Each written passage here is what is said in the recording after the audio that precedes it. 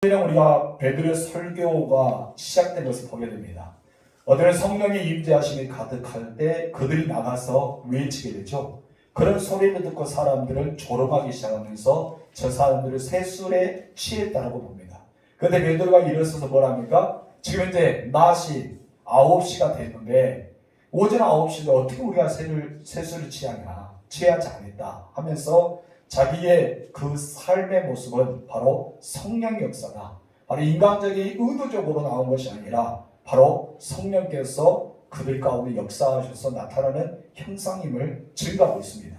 그래도 오늘 본문에서는 또 다른 주제를 가지고 설교하기 시작하는데 성령 사건의 주체는 바로 예수 그리스도가 되심을 증언합니다.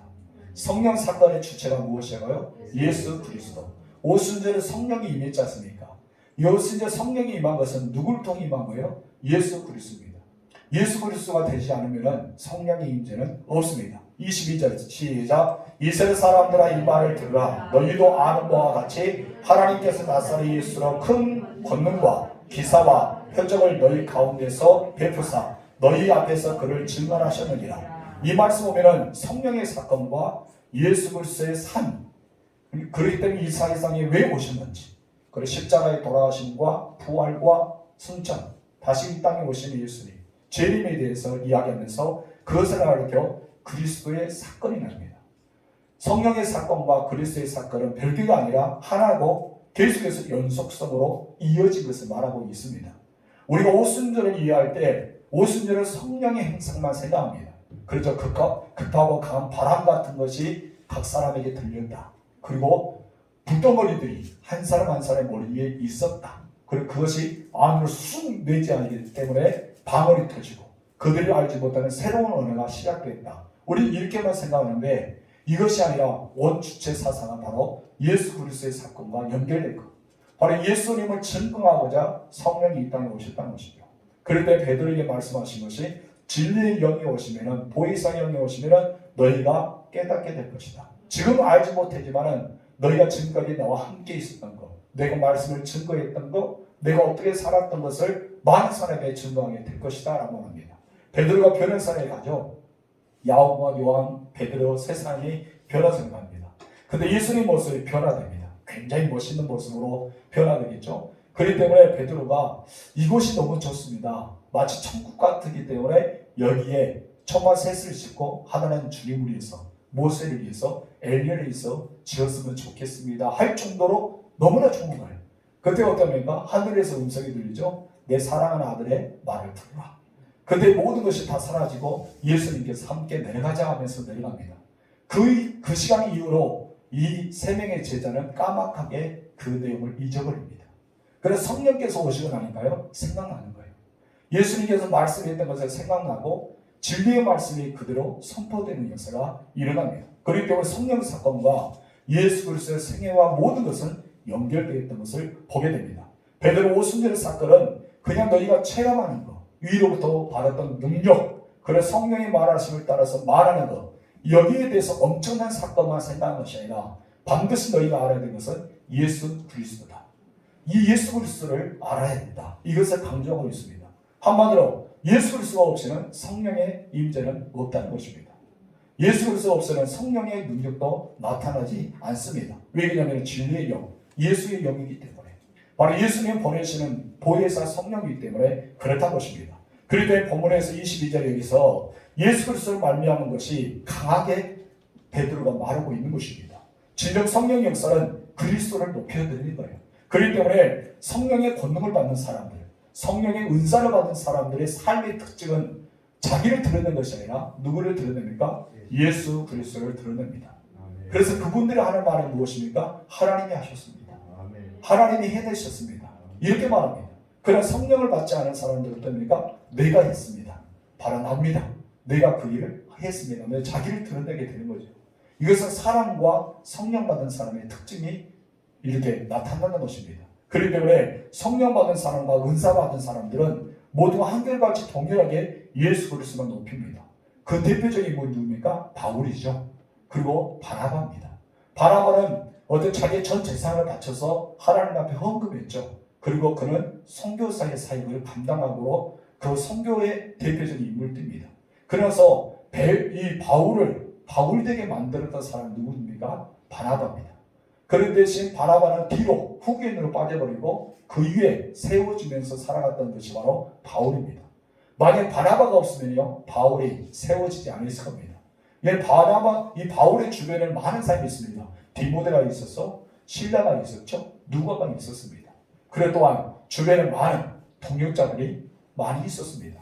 그렇기 때문에 이 바울이 있었다는 거예요. 바로 예수 그리스도가 없이는 성령의 임재가 없는 것, 이거와 동일한 것입니다. 여러분, 베드로는 오늘 본문에서 강하게 이야기한 것은 바로 예수 그리스도만 높여야 된다. 우리가 성령 받은 것이 중요한 것이 아니라 우리가 말하고 있는 하나님의 일이 무엇이냐, 바로 예수 그리스도에 관한 것임을 증거하였습니다. 그 이유는 무엇이냐, 조금 전에 이야기했던 것처럼 예수님 없이는 무엇이 없다? 성령의 사건은 없다는 것입니다. 여러분, 성령 받았습니까? 거기다 예수님이 그 사역을 행했기 때문에 성령의 임재가 일어난 것입니다. 이것이 두 번째 설교의 주제라고 할 수 있습니다. 우리 첫 번째 다 같이 읽어봅시다. 시작. 기적과 표적을 베푸신 예수 그리스도. 이런 기적과 표적을 베푸신 예수 그리스도에 대해서 이야기하면서 베드로는 자연스럽게 예수님은 어떤 분인가를 설명해 줍니다. 그곳에 있는 많은 이스라엘 사람들에게 예수는 이런 분이야 라고 소개하면서 22절 중간에 다시 한번 읽어봅시다. 시작. 하나님께서 나사렛 예수로 큰 권능과 기사와 표적을 너희 가운데서 베푸사 너희 앞에서 그를 증언하셨느니라. 아멘. 여기서 베드로는 세 가지 사건을 설명하는데 그 중에 첫 번째 사건 나같이 읽어봅시다. 시작. 그의 큰 권능과 기사와 표적이라는 예수 그리스도의 삶을 소개하고 있다. 베드로는 예수님께서 큰 권능을 행하셨다. 그리고 기사와 표적을 보였다. 그런데 이것이 무엇입니까? 바로 예수님의 삶을 이야기합니다. 예수님의 삶 자체입니다. 예수님의 생애는 큰 권능으로 이루어지는 위대한 생애를 살으셨습니다. 예수님 모든 사역은 기사와 표적의 역사가 일어났습니다. 실제로 예수는 갈릴리에서 많은 나병 환자를 고치셨습니까? 여러분, 손마루병 걸린 사람도 고치시고 안진병도 이렇게 세우시고 소경도 눈을 뜨게 하시고 불치병이었던 모든 사건들을 다 치료하셨습니다. 각색 질병을 고쳐주신 분이 예수님입니다. 뿐만 아닙니다. 기세를 내쫓아 주셨습니다. 죽은 자를 살리셨습니다. 성난 바다를 잔잔케 하셨습니다. 5,000명을 먹이시고 4,000명을 먹이셨습니다. 여러분, 이런 놀라운 큰 권능, 이런 기사, 표적을 누구를 통해 나타났다는 거예요? 예수님 자체가 바로 기사와 권능과 표적이라고 말씀합니다. 그것을 해냈다고 이야기하고 있는 것입니다. 그래서 베드로는 예수 그리스도의 생애는 한마디로 그 권능이야, 그리고 기사야, 표적이야. 이것이 바로 예수님께서 삶으로 보여주는 내가 말할 수 있는 단어야. 이것을 이야기하고 있습니다.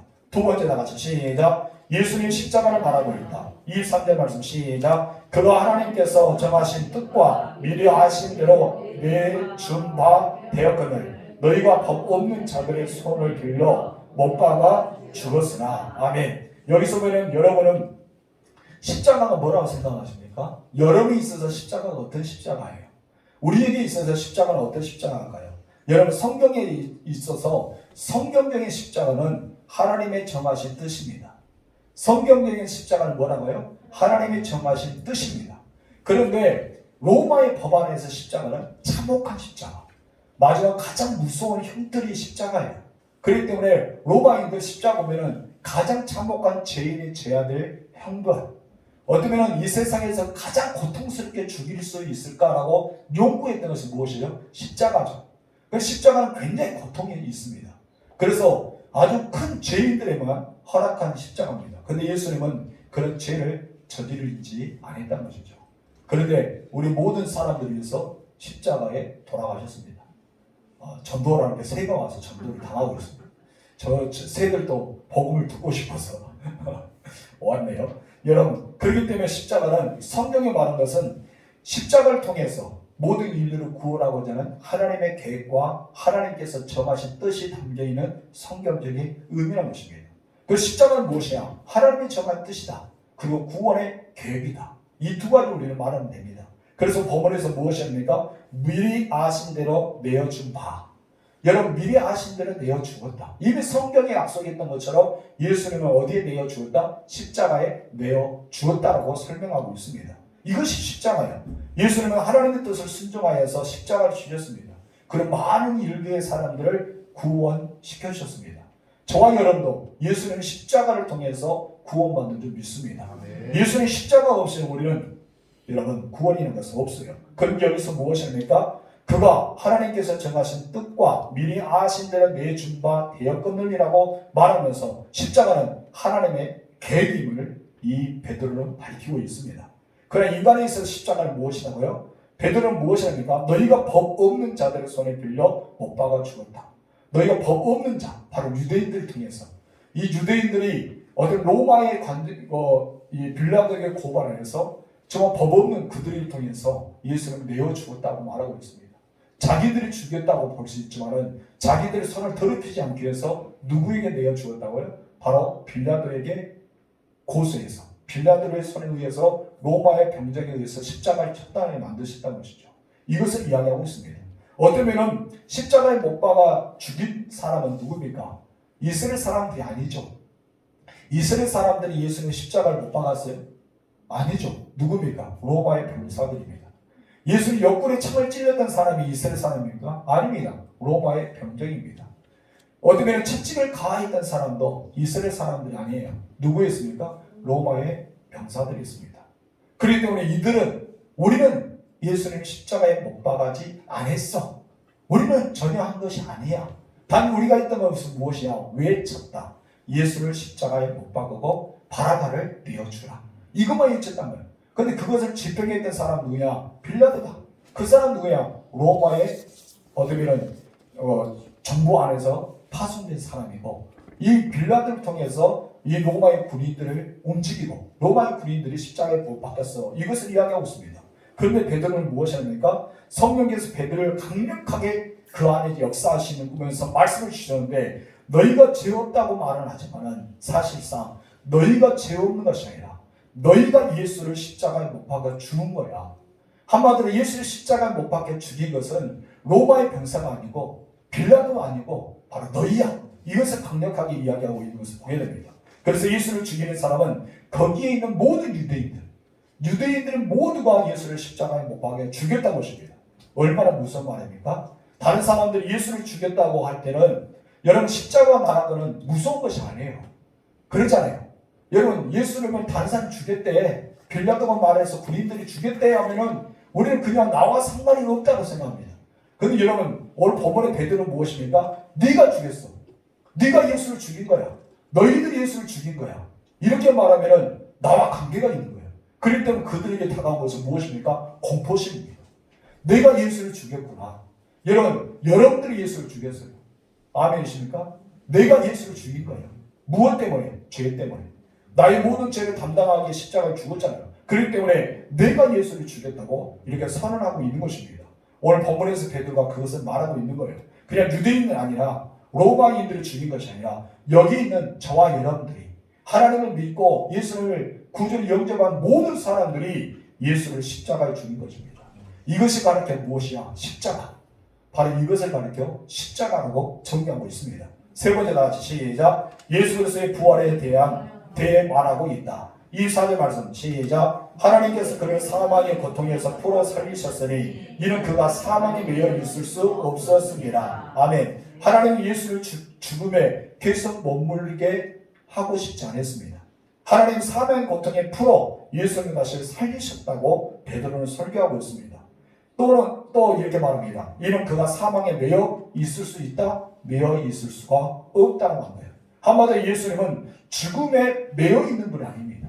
왜냐하면 영원히 살아계신 분이기 때문에, 살아계신 하나님이기 때문에 죽음이라는 자체가 어울리지 않는 거예요. 매여 있을 수가 없는 것입니다. 그런데 왜 죽었냐?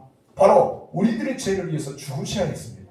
어린 양이 죽어야지만 우리가 속량을 받을 수 있기 때문에 예수는 그 어린 양에 대해서 죽어야 했단 거예요. 그런데 이 사망의 그늘 안에서 예수님이 계속 매여서 죽은 상태를 두지는 않았다는 것이죠. 왜 그렇습니까? 그분이 하나님이시기 때문에, 그분이 바로 우리가 믿는 구주이기 때문에, 바로 우리의 메시아이기 때문에, 그가 살아나야지만 우리에게 영원한 생명을 줄 수 있는 분이기 때문에 여러분 어떠합니까? 사망에 매여 있을 수가 없다는 거예요. 그렇기 때문에 쉽게 말하면 예수는 죽음에 매여 있는 분이 아니란 것입니다. 그래서 요한복음에 예수님께서 이렇게 말하잖아요. 14장 6절 말씀 시작. 내가 곧 길이요 진리요 생명이니 나로 말미암지 않고는 아버지께로 올 자가 없느니라. 바로 나야. 너희를 아버지께로 인도할 자는 바로 나야. 너희를 천국으로 데려갈 자는 바로 나야. 이것을 선명한 것이 바로 이 말씀이란 것입니다. 그래서 어떠한 형태의 죽음도 사망의 고통이 예수님을 묶어놓을 수가 없어요. 예수님을 메어놓을 수가 없다는 것입니다. 하나님의 사망의 고통에서 풀어주셨긴 했지만은 예수님은 원래 죽음에 머물 수 있는 분이 아니라는 것입니다. 그런 죽음을 이기시고 부활하셨습니다. 아멘이십니까? 사망 것을 깨뜨렸습니다. 아멘. 예수님은 사망의 얽매일 수가 있는 것이 아니라 바로 이 예수님은 생명의 주인이기 때문에 바로 살아나시는 분입니다. 그것을 말씀하고 있는 거예요. 우리 크게 두 번째 볼까요? 시작. 다윗의 부활시라. 그렇다면 우리는 이 부활에 대해서 이야기해요. 예수님께서 사망에 묶여 있을 수 없다. 그래서 살아나셨다. 그러면은 무엇을 봐야 하냐면은 시편에 있는 다윗의 신앙의 고백을 봐야 돼요.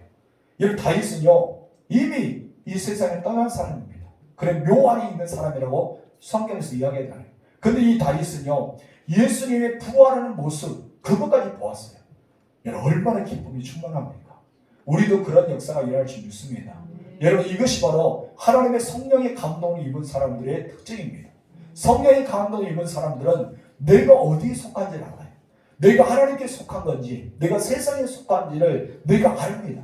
그럴 때 우리가 그 속한 곳에 가기 위해서 우리 몸부림치고 있는 것입니다. 여러분 베드로는 이제 놀랍게도 정말 절묘하게 구약성에 나타난 다윗을 끄집어 당해서 그들에게 선포합니다. 이스라엘 백성들에게 있어서 다윗은요 위대한 사람이에요. 그의 씨를 통해서 누가 옵니까? 메시아가 옵니다. 여러분 아브라함도 위대한 사람이지만 이 다윗은 위대합니다. 이스라엘 백성들이 귀에 읽기 들어왔고 어떤 다윗의 시가 그들의 성소에 나아갈 때 성전에 나아갈 때 예배할 때 찬양을 불러주는 시가 너무 많아요. 그들은 이스라엘 백성들은 이 다윗은 너무나 자기들을 확실히 알고 있는 다윗입니다. 여러분 다윗의 설명을 딱 하면 어떻습니까? 귀가 쫑긋하겠죠. 여러분 성경에도 그렇습니다. 제가 설교하는 중에 여러분이 알고 있는 내용을 가지고 설교하면요 은혜가 돼요. 왜 은혜가 됩니까? 내가 이렇게 알기 때문에. 그럼 여러분이 잘 모르는 구절을 설명하면요 이해가 잘 안 돼요. 왜요? 내가 이렇게 읽어보지 않았기 때문에. 그럼 여러분 이스라엘 백성들이 이렇게 알고 있는 다윗에 대해서 설명하면서 다윗의 부활 신앙이 무엇이냐? 예수 그리스도의 부활이다. 이것을 심어주고 있는 것입니다. 이제 놀랍게도 성경에 다윗의 부활 신앙을 인용합니다. 다윗의 부활 신앙은 바로 예수님의 부활과 어떻게 했다? 연결되어 있다는 것을 보여줍니다. 우리 본문의 25절에서 28절 읽어볼까요? 시작.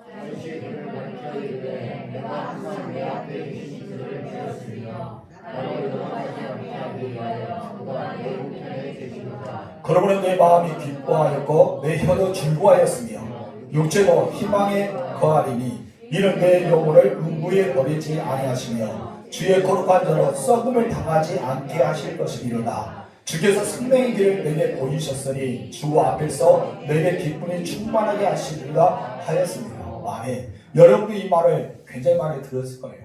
그리고 우리가 이 말씀을 통해 찬양의 고백도 있습니다. 근데 실제적으로 다윗의 시편 16편에 기록한 말씀인데 8절에서 11절 말씀이죠.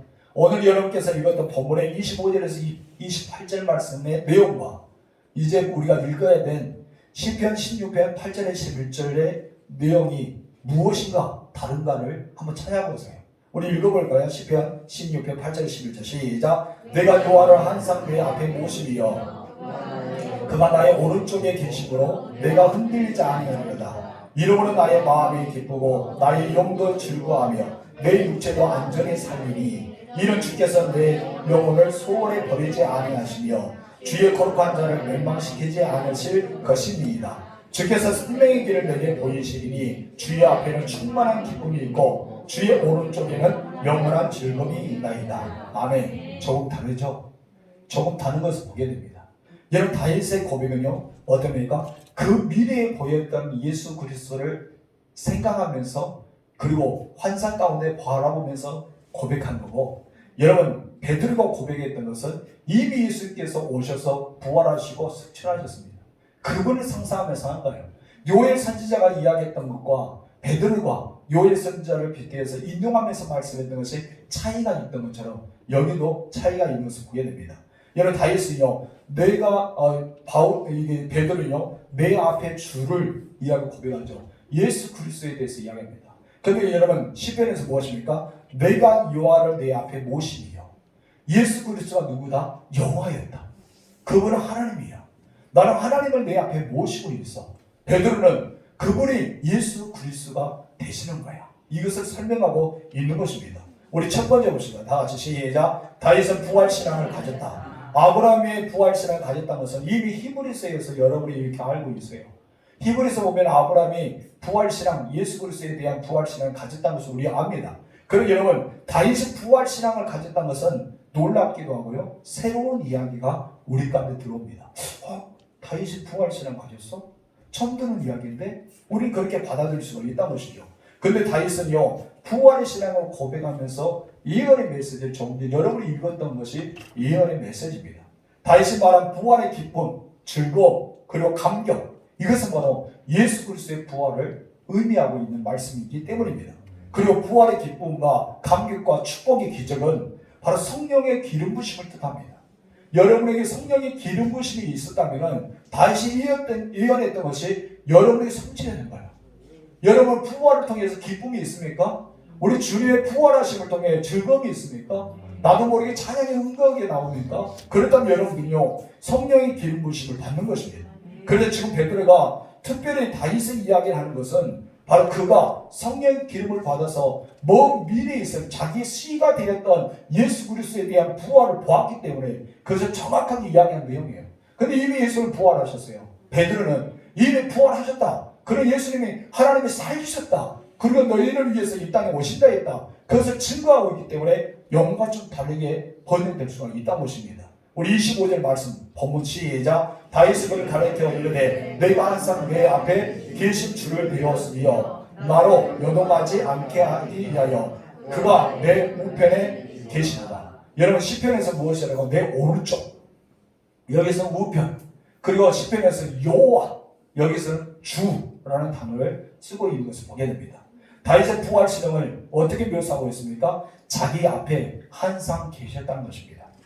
내 앞에 항상 계셨다는 거예요. 한마디로 자기 앞에 계시는 주님께 예배하고, 내 앞에 계시는 주님께 찬양하고, 내 앞에 계시는 주님 앞에 늘 동의하며 살아갔다는 거예요. 그러면서 무엇이냐면 하나님은 나를 떠난 적이 없어. 부활 신앙을 가진 사람은 이것을 확실해야 됩니다. 예수님은 여러분을 떠난 적이 없어요. 내가 예수님을 떠나버렸지 예수는 결코 떠나지 않습니다. 이런 확실한 고백이 다윗의 고백이 있습니다. 그런 이런 표현을 쓰나요? 나를 요동하지 않게 하기 위하여 그가 내 우편에 계시더라. 언제나 우편에 있어요. 우편이라는 것은 무엇입니까? 힘, 능력, 권능, 권세를 뜻하잖아요. 그렇기 때문에 하나님께 나를 지켜주시고 나를 보호해 주시고 나에게 힘을 주시고 나에게 능력을 주시고 나에게 역사하시는 그 하나님에 대해서 내 우편에 계시다고 표현하고 있습니다. 그분은 항상 여러분 앞에 계십니다. 여러분 우편에 계시기 때문에 여러분 다윗은 무엇이에요? 나에게 요동치 않게, 정말 요동치 않게 나를 붙잡아준다. 그러니까 나는 요동하지 않네. 이것을 말씀하고 있습니다. 이 세상은 얼마나 요동합니까? 여러분 변이바이러스를 통해서 지금 이제 세상이 부수부수합니다. 오미크론이 지금 이제 세력이 약해지고 있잖아요. 그래서 이제 또 다른 여러분 델타 크론이 지금 이제 미국에서 오고 있어요. 이 델타 크론을 오면 오미크론보다 더 세다는 거예요. 오미크론 걸렸던 사람은 또 걸릴 수 있는 확률이 더 크다는 그런 이야기 있을 때 여러분 숨뜨하지 않습니까? 세상에는 더 많은 것이 옵니다. 계속해서 변이 되고 또 변이 되고 변이 되고 독감 걸린 환자가 다음에 독감 안 걸릴 일이 없지 않습니까? 그런 것처럼 우리에게는 약해진 것 통해서 계속 침투한 것은 질병 가운데 있다는 것입니다. 그런데 여러분 하나님께 내 옆에 계시다면, 하나님이 내 앞에 계시다면, 다윗처럼 내가 그분을 섬기고 그분을 위해서 예배하고 그분을 찬양하고 그분을 위해서 높여드리고 기쁨과 감격 속에 살아간다면 여러분은 누구를 통해 보호를 받게 될까요? 바로 하나님이십니다. 우리 주님을 통해 보호받는 줄 믿습니다. 그 은혜가 우리 가운데 있어야 될 줄 믿습니다. 여러분 고백이 다윗의 고백이 되기를 주님을 축원합니다. 두 번째 나같이 시작. 다윗은 내 입술도 즐거워한다고 했다. 여러분 26절 3반절 보면은 다윗은 그의 마음이 즐겁다고 표현합니다. 다시 시작. 그러므로 내 마음이 기뻐하고 내 혀도 즐거워하였으며 육체도 희망에 거하리니. 아멘. 세상에 어찌 기쁜 일만 있겠습니까? 여러분, 세상을 살아보니까 눈물 나는 일도 있잖아요. 고통스러운 일도 있잖아요. 오해를 받기도 하고 여러 가지 실수도 하고 때로는 영광스러운 일도 있지만 참 수치스러운 일, 부끄러운 일, 그런 일도 있지 않습니까? 건강도 그래요. 어쨌든 건강이 좋을 때가 있을 수도 있고 건강이 연약할 때도 있습니다. 여러분, 그런데 여기에서 부활신앙 가정 다 있으며 즐겁다는 거예요. 기쁘다는 거예요. 인생에 여러분 그 논을 인생을 평가하다면은 아프기도 하고 건강하기도 하고 잘 나가기도 하고 못 나가기도 하고 문제가 있기도 하고 문제가 없기도 하고 이것이 바로 때를 따라서 하나님께 주시는 그 인생 살아가고 있다는 그런 모습 속에서 이 다윗을 평가한다면 그런 가운데도 아플 때도 건강할 때도 잘 나갈 때도 못 나갈 때도 속상할 때도 수치심이 있을 때도 없을 때도 그 늘 하나님이 내 앞에 모시기 때문에 마음이 어떻게 하다? 기쁘단 거예요. 부활신앙이 있는 분들은 기쁨이 있습니다. 아멘이십니까? 즐거움이 있다는 거예요. 그렇기 때문에 무엇입니까? 그런 내 마음이 기뻐하고 내 혀도 뭐에다 즐거워하였으며 내 마음이 기쁘고 혀가 즐겁다는 거예요. 마음이 기쁘다는 것은 어디를 통해 나타납니까? 혀를 통해 나타납니다. 그렇기 때문에 여러분 사람들이 흔하게 말하다 보면 막 말하다 보게 무슨 말을 합니까? 내 마음에 없는 말을 했어 그래요. 여러분 그것은 거짓말이에요. 마음에 없는 말을 한 사람은 한 명도 없습니다. 마음이 있는 말을 다 하게 돼 있어요. 내 안에 내재 있는 마음속에 숨길 수 없는 것을 나도 모르게 털어놓을 때가 많습니다. 그렇기 때문에 우리 안의 마음이 즐거워야 돼요. 그래서 내가 입술의 혀까지도 기쁘고 즐겁게 나올 수 있는 것입니다. 여러분 마음이 기쁘니까 혀도 즐겁고 가득 차기 때문에 하나님께 영광의 찬송을 드리고 감사, 기도가 된다는 것을 다윗이 고백하고 있지 않습니까? 어떤 사람은 입술에 저주가 가득 차 있는 사람이었어요. 입술에 저주가 가득 찹니다. 말만 하면 저주스러워요. 왜 그럴까요? 그의 마음이 저주스럽기 때문이에요. 내 마음이 저주스럽습니다. 그렇기 때문에 반나가리지 않고 불평하고 원망하고 비판하고 욕하는 사람들 그 안에 가득 그것이 지배하고 있다는 거예요. 그럴 때 우리는 어때야 됩니까? 주의 보혈로 씻어내야 됩니다. 나를 정결케 해야 돼요. 왜 우리는 그렇게 살아가야 돼요? 왜 저주스러운 인생을 살아가야 됩니까? 나처럼 하나님 모시기에 정말 보기에도 귀한 사람 아닙니까? 하나님 우리를 보배롭고 존귀한 사람이 됐습니다. 근데 내가 스스로 어떻습니까? 하나님 우리에게 그렇게 칭하고 있고 너는 내가 너를 불렀어. 너는 보배로워. 너는 존귀한 자야. 우리에게 말씀하셨는데 내가 나를 스스로 어떻습니까? 저주스럽게 만듭니다.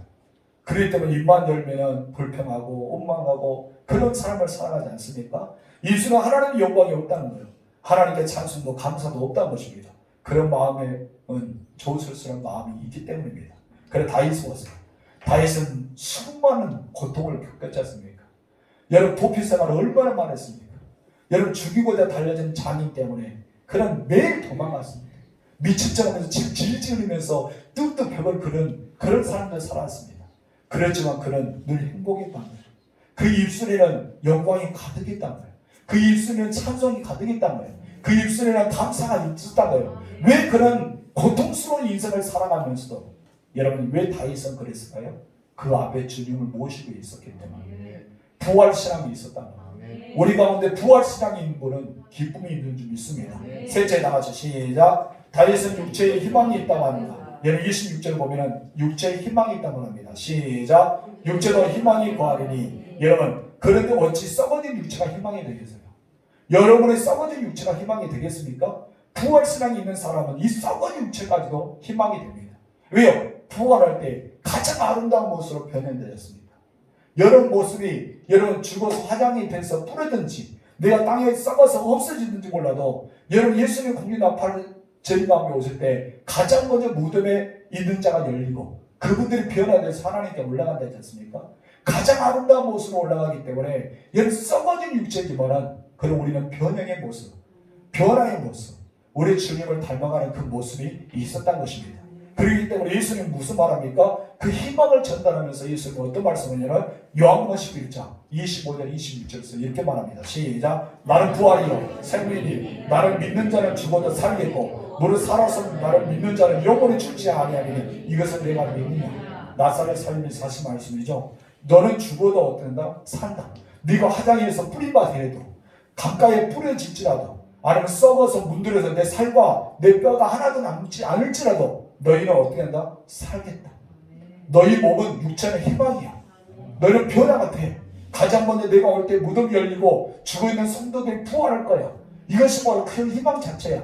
왜 그러냐? 우리 주님께서 3일 동안 갇혀 있었지 않습니까? 죽음이라는 곳에 갇혀 있었어요. 희망이 없는 곳에, 기쁨이 없는 곳에, 절망과 슬픔과 좌절이 있는 곳에 갇혀 있었어요. 근데 예수님은 부활하셨습니다. 부활하시는 기쁨과 찬송과 감사가 되는 거예요. 부활을 맞이한 사람 보세요. 마다나 마리아와 다른 마리아와 수많은 여인들을 즐거워하며 일으켰지 않습니까? 부활하신 주님을 만났기 때문입니다. 이 말씀처럼 우리의 몸이 부활할 줄 믿습니다. 여러분 영광스럽게 부활을 믿으시기 바랍니다. 그렇기 때문에 우리 육체는 무엇이 있다? 소망이 있다. 소망이 거한다. 희망이 있다. 희망이 거한다. 이 메시지를 하고 있는 것입니다. 다윗은 27절에 이렇게 고백합니다. 시작. 이는 내 영혼을 음부에 버리지 아니하시며 주의 거룩한 자로 썩음을 당하지 않게 하실 것이니라. 나를 음부에 버리지 않는다. 저 흙속에 버리지 않고 이 땅바닥 흩어져서 버리지 않고 어떻게 한다? 주의 거룩한 자의 썩음을 당하지 않도록 나를 지켜주시는 거예요. 여러분 지금 저 성지순례 가면요 다윗의 묘라고 보여줍니다. 다윗의 묘야. 저도 그곳에서 사진 찍어서 탁 이렇게 찍은 일이 있어요. 여러분 이미 묘 안에 다윗은 들어갔어요.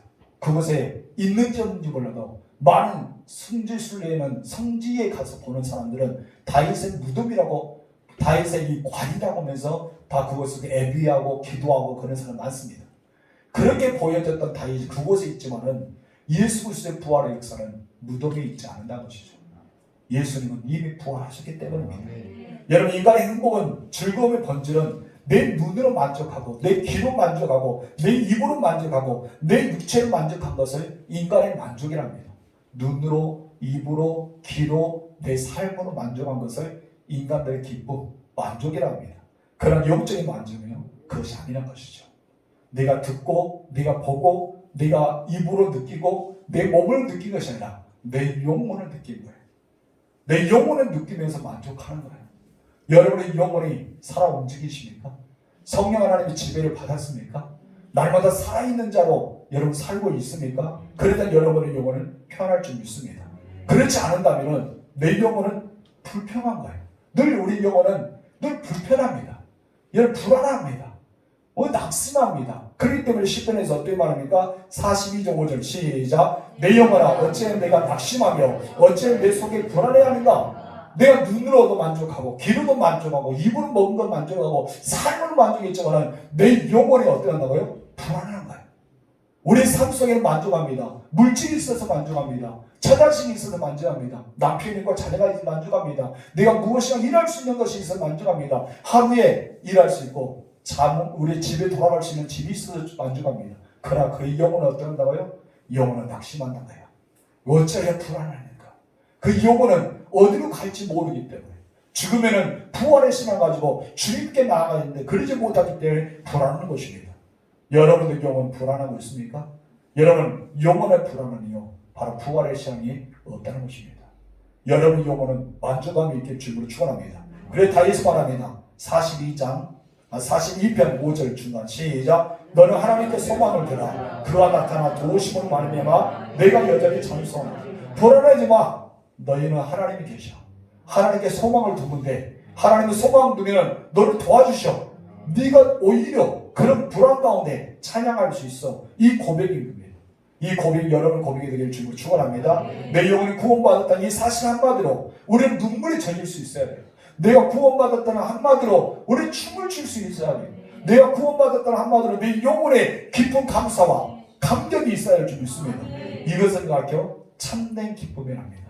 어떤 기쁨이요? 참된 기쁨. 일시간에 지나가는 기쁨이 아니라 참된 기쁨이라고 표현합니다. 그래서 부활의 기쁨은 28절에 다윗은 이렇게 고백합니다. 시작. 주께서 생명의 길을 내게 보이셨으니 주 앞에서 내가 내게 기쁨이 충만하게 하시리로다 하였으므로. 여러분 생명의 길을 보인다. 부활의 신앙은요 우리 앞에 무엇을 보입니까? 생명입니다. 아무리 힘들고 아무리 어렵고 내가 암묵하고 캄캄할지라도 우리 주님은 생명의 길을 내게 보이십니다. 우리 주님은 여러분 앞에 계십니다. 아멘. 여러분 옆에 계십니다. 여러분 요동치 않아야 됩니다. 아무리 음부의 고통이 오더라도 여러분을 건져주신 분이 여러분 옆에 계십니다. 이제 여러분들 마음에 기뻐하십시오. 육체의 입술에 찬양하십시오. 그리고 육체를 소망을 가지십시오. 생명의 길을 인도하시는 그분이 여러분을 이끌어 주실 것입니다. 이 고백이 여러분 고백이 돼야 돼요. 아멘이십니까? 여러분 그런 삶을 사시길 주님으로 축원합니다. 우리 세 번째 나같이 시작. 다윗의 영과 베드로의 증언. 여러분 다윗의 영과 베드로의 증언. 세 번째 네 번째 결론적으로 끝나는데 시간이 갔는데 더 할까요? 다음 주에 옮길까요?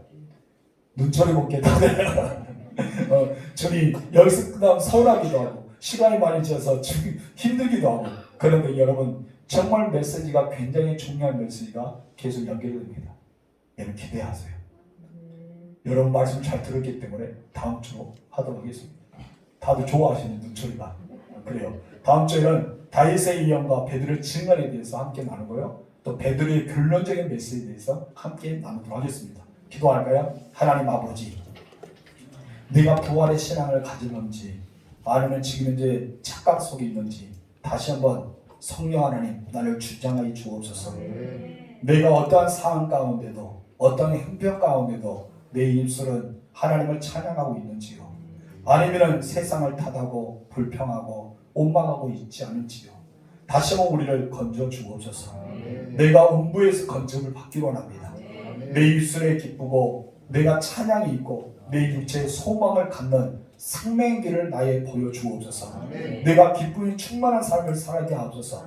다시 말한 부활의 기쁨이 예수 그리스도의 부활의 기쁨인 것처럼 우리 가운데 부활의 소망이 있기 때문에 날마다 주님의 보좌 앞에 나아갑니다. 주님, 우리가 함께하여 주시고 내가 지금 현재 눈물을 흘릴지라도 이것이 변화되어 춤이 되게 하옵소서. 내가 기쁜 한숨을 쉴지라도 이것이 나에게 찬송이 되게 하옵소서. 우리의 모든 삶 속에 감사와 기쁨의 찬송이 흘러넘치는 역사가 일어나게 봐주시고 참된 기쁨을 맛보시는 하나님의 사람들이 되게 하옵소서. 다윗은 말합니다. 너는 하나님께 소망을 두라. 그가 나타나 도우신 말미암아 내가 여전히 찬송하리라 했습니다. 우리의 이제는 낙심하며 불안해하는 삶을 살지 않게 하옵시고 우리 하나님께 소망을 두고 나를 도와주신 하나님 앞에 의지하며 찬송하고 기뻐하고 감사하며 살아게 하옵소서. 이제 3월이 마무리 집니다. 오늘과 내일이면 3월이 다 끝나고 4월이 시작할 텐데 4월 첫날부터 마지막 날까지 하나님의 눈동자가 성도들을 지켜보아여 주시고 그들을 안전하게 거하게 하여 주시며 그들의 손으로 수강일마다 잘되고 형통하게 하옵소서. 예배의 승리자가 인생의 승리라고 말합니다. 그런데 이것이 우리에게 피부처럼 다가올 줄 믿습니다. 하나님 그냥 구호처럼 외친 것이 아니라 주문처럼 외운 것이 아니라 우리가 그것을 경험하는 예배의 승리자가 인생의 승리자들은 그런 놀라운 경험을 맞이할 수 있는 축복의 사람들이 되어지게 하옵소서. 기독교는 체험의 신앙입니다. 날마다 주님과 함께 동행하는 체험의 신앙이 이어지게 하여 주시고 부활의 신앙 가운데 승리하는 우리 모두가 되게 하옵소서.